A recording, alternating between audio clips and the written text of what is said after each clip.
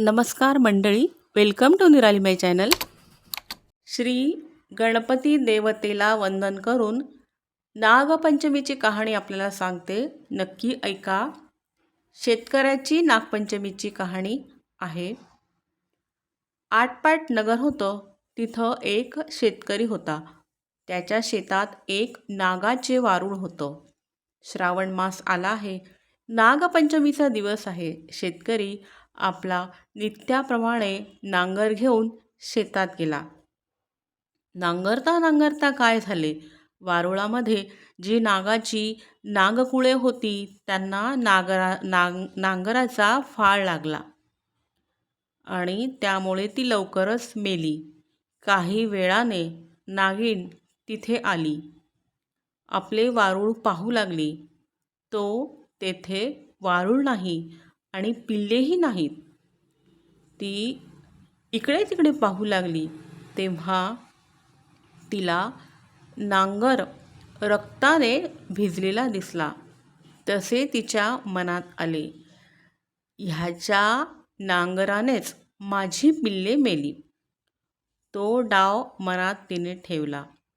शेतकऱ्याचा निर्वंश करावा असं तिने मनात आणलं. फोफावतच शेतकऱ्याच्या घरी ती गेली. मुलाबाळांना, लेकी सुनांना आणि शेतकऱ्याला तिने दंश केला. त्याबरोबर सर्वजण मरून पडली. पुढे तिला असे समजले की त्याची एक मुलगी परगावी आहे. तिचं लग्न झालेलं आहे. परगावी ती राहते. तिला जाऊन दंश करावा म्हणून ती त्या गावी निघाली. ज्या गावी मुलगी दिली होती त्या ठिकाणी ती आली नागिन. तो त्या घरी त्या बाईने पाटावर नाग, नागिन आणि त्यांची 9 नागकुळे काढली आहेत. त्यांची पूजा केली आहे. दुधाचा नैवेद्य दाखवला आहे. नागाला लाह्या, दुर्वा वगैरे वाहिल्या आहेत. मोठ्या आनंदाने पूजा करून त्यांची प्रार्थना ती करते आहे. तो नागिन तेथे पोहोचली. पूजा पाहून संतुष्ट झाली. दूध पिऊन ती समाधान पावली. चंदनात आनंदाने लोळली. इकडे हिची प्रार्थना आपली डोळे मिटून चाललीच आहे. इतक्यात नागिन तिथं उभी राहिली. तिला म्हणू लागली, बाई बाई, तू कोण आहेस? तुझे आईबाप कोठे आहेत? इतके म्हटल्यावर तिने डोळे उघडले आणि पाहते तो काय, प्रत्यक्ष नागिन तिच्या दृष्टीस पडली. ती घाबरली, थरथर कापू लागली. नागिन म्हणाली, भिवू नकोस, घाबरू नकोस. विचारलेल्या प्रश्नाचे उत्तर दे. तिने आपली सर्व हकीकत सांगितली. ती ऐकून नागिनीला फार वाईट वाटले. ती मनात म्हणाली, ही आपल्याला इतक्या भक्तीने पूजित आहे, आपले व्रत पाळीत आहे आणि आपण हिच्या बापाचा निर्वंश करण्याचे मनात आणले आहे. हे काही आपण चांगलं केलं नाही. असं म्हणून नागिनीने तिला तिच्या बापाची हकीकत सांगितली. तिने ती ऐकली. तिला खूप वाईट वाटले. ती रडू लागली आणि मग तिने आपले आईबाप जिवंत होण्याचा उपाय विचारला.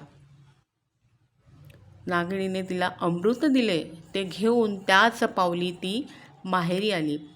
सगळ्या माणसांच्या तोंडात अमृत घातले. तो तिने झालेली सगळी माणसे जिवंत झाली. घरातील सगळ्यांना खूप आनंद झाला. बापाला तिने झालेली हकीकत सांगितली. तेव्हा बापाने विचारले, हे व्रत कसे करावे? मुलीने व्रताचा सगळा विधी सांगितला आणि शेवटी सांगितले की इतके काही नको तर निदान एवढे तरी पाळावे. ते असे की नागपंचमीच्या दिवशी जमीन खणू नये, भाज्या चिरू नयेत, तव्यावर शिजवू नये, तळलेले पदार्थ खाऊ नयेत, नागोबाला नमस्कार करावा, नागोबाची दूध, लाया, फुटाण्यांनी पूजा करावी असे सांगितले. तेव्हापासून तो नागपंचमी पाळू लागला. जशी नागिन तिला प्रसन्न झाली तशी तुम्हा आम्हा हो ही 60 उत्तराची कहाणी 5 उत्तरी सुफळ संपूर्ण. नागपंचमीच्या अनेक कहाण्या आहेत. त्यातली ही शेतकऱ्याची कहाणी मी आपल्याला सांगितली. बाकीच्याही मी कहाण्या आपल्याला सांगेल. ही कहाणी कशी वाटली ते कमेंट करून नक्की सांगा. Please like, share and subscribe निराली माय चॅनल. थँक्यू.